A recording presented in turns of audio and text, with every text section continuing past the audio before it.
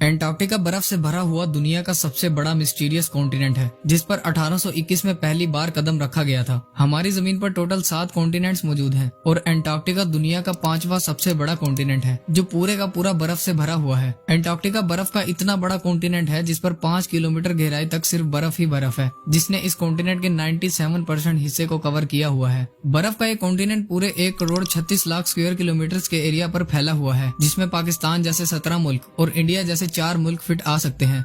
इस कॉन्टिनेंट पर इतनी बर्फ है कि अगर वो एक साथ सारी पिघल जाए तो दुनिया भर के समुद्रों की सतह में 200 फुट तक इजाफा हो जाएगा। दुनिया के फ्रेश वाटर का 60% हिस्सा एंटार्क्टिका में आइस शीट्स की शक्ल में मौजूद है। चाहे जून जुलाई का गर्म मौसम ही क्यों ना हो, लेकिन एंटार्क्टिका का टेम्परेचर पूरे साल -50 डिग्री सेल्सियस से -90 डिग्री सेल्सियस तक रहता है, और यही वो वजह है जिसकी वजह से यहाँ जिंदगी की उम्मीद लगभग ना होने के बराबर है। हत्ता कि पूरे एंटार्क्टिका में सिर्फ 2 ATM मशीन ही मौजूद हैं।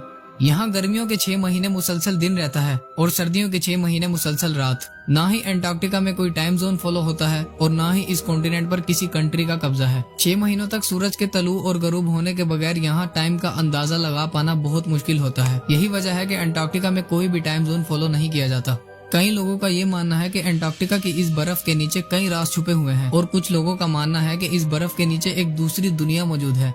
बाज लोगों का ये ख्याल है कि इस बर्फ की तह के नीचे एलियंस की स्पेसशिप्स फ्रोजन हालत में मौजूद हैं, और कुछ लोगों का ये मानना है कि यहाँ हिटलर की खुफिया मिलिट्री बेस मौजूद है। 11,000 साल पहले एक ऐसा नेचुरल डिजास्टर आया था जिसका निशाना एक ऐसा शहर था जहाँ के लोग खुद को खुदा समझते थे, और वो शहर और कोई नहीं बल्कि अटलांटिस था। कहा जाता है कि अटलांटिस का गुमशुदा शहर भी एंटार्क्टिका पर मौजूद बर्फ के पहाड़ों के नीचे ही कहीं खोया हुआ है। साफ लफ्जों में कहें तो बर्फ के इस कॉन्टिनेंट में ऐसे ऐसे राज दफन हैं जिसके बारे में कोई सोच भी नहीं सकता। पिछले कई सालों से साइंटिस्ट और रिसर्चर्स एंटार्क्टिका के इन राजों को ढूंढ निकालने की मुसलसल कोशिशों में लगे हुए हैं, और रिसर्च के दौरान इन्होंने ऐसी ऐसी चीजें डिस्कवर की हैं जिन्होंने इन राजों को फाश करने की बजाय इस कॉन्टिनेंट को और भी मिस्टीरियस बना दिया है। यूं कहें कि एंटार्क्टिका की मिस्ट्री सुलझने के बजाय उलझती ही जा रही है।